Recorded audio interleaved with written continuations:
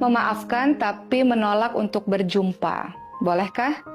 Teman-teman semua, tentu saja tidak mudah ketika ada orang yang menyakiti kita, yang melukai kita, dan kemudian kita minta kepada Allah untuk bisa memaafkan. Kita maafkan, tapi tidak mudah untuk terus memandang wajahnya. Karena kalau kita memandang wajahnya, kita akan teringat terus apa yang pernah orang ini lakukan pada kita. Jadi kita memilih untuk menjauh daripadanya. Bolehkah?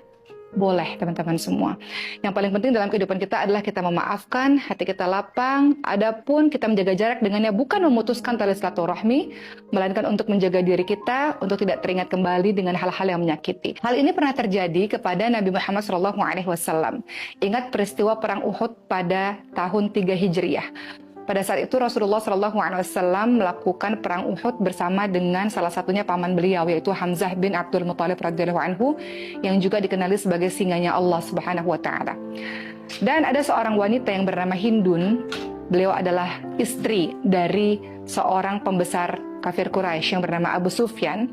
Hindun meminta kepada salah seorang budak yang bernama Wahsy, kalau engkau bisa membunuh Nabi Muhammad SAW atau Sayyidina Ali bin Abi Thalib radhiyallahu anhu atau Hamzah bin Abdul Muthalib radhiyallahu anhu, maka engkau akan aku bebaskan. Engkau tidak lagi menjadi seorang budak, engkau akan merdeka.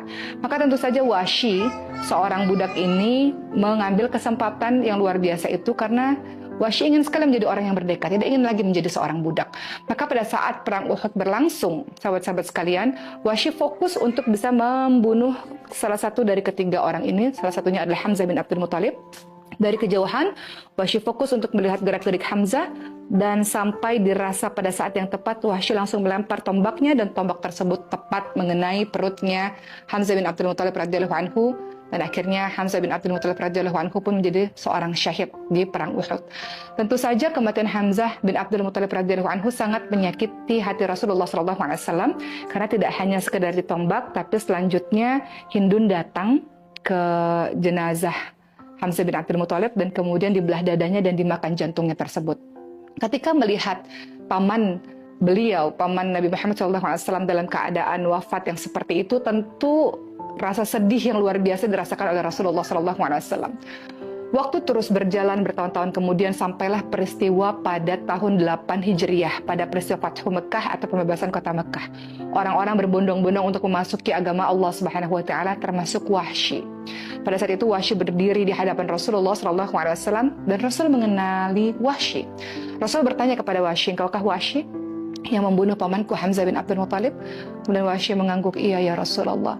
Wahsy, ceritakan kepadaku bagaimana cara engkau membunuh Hamzah bin Abdul Muthalib. Rasulullah ingin tahu bagaimana jasad dari pamannya bisa seperti itu, apa yang dilakukan Wahsy sebetulnya.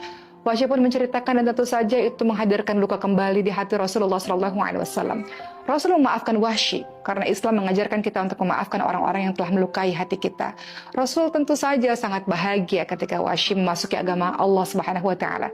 Namun Rasul tidak sanggup untuk memandang wajah Wahsy lagi. Kenapa? Setiap kali memandang wajah Wahsy, maka teringat kisah pada saat perang Uhud bagaimana Wahsy membunuh Hamzah bin Abdul Muthalib. Maka apa kata Nabi Muhammad SAW? "Ya Wahsy, jauhkanlah wajahmu di hadapanku selamanya." Maka sejak saat itulah Wahsy tidak pernah lagi berdekatan dengan Rasulullah SAW, karena Wahsy tahu betapa menyakitkan apa yang telah diperbuatnya kepada paman yang dicintai oleh Nabi, itu Hamzah bin Abdul Muthalib. Sampai akhirnya Rasulullah SAW wafat, pemerintahan diganti kepemimpinannya oleh Sayyidina Abu Bakar radhiyallahu anhu. Dan apa yang dilakukan oleh Wahsy? Wahsy menembus semua kesalahan di masa lalu. Pada saat perang Yamamah pada saat itu, di masa pemerintahannya Sayyidina Abu Bakar As-Siddiq radhiyallahu anhu, Wahsy pun membunuh salah seorang nabi palsu yang bernama Musailamah Al-Kadzab, seseorang yang mengaku dirinya adalah nabi. Maka begitulah cara Wahsy menebus kesalahannya di masa lalu. Dari kisah ini kita bisa belajar, teman-teman semua. Rasul memaafkan Wahsy. Rasul sangat bahagia ketika Wahsy memilih jalan untuk menuju kepada Tuhannya, menuju kepada Allah Subhanahu wa taala. Masalah menjaga jarak bukan berarti adalah masalah tidak memaafkan. Itu jauh berbeda. Masalah jaga jarak ini untuk lebih melindungi hati kita, psikologis kita, untuk kita merasa baik-baik saja. Khawatir kalau terus bertemu, maka timbul rasa sakit dan itu akan mengakibatkan hal yang buruk dalam pertemanan. Jadi untuk teman-teman semua, minta sama Allah SWT supaya kita bisa memaafkan orang-orang yang telah melukai hati kita. Adapun kalau kita memang belum mampu untuk memandang wajahnya, nggak apa-apa. Mudah-mudahan dengan cara seperti itu hati kita menjadi lebih bersih dan kita jadi ada waktu untuk bisa fokus dalam kehidupan kita sambil tidak ada dendam di hati kita, insya Allah. Semangat untuk terus memaafkan orang-orang lain ya.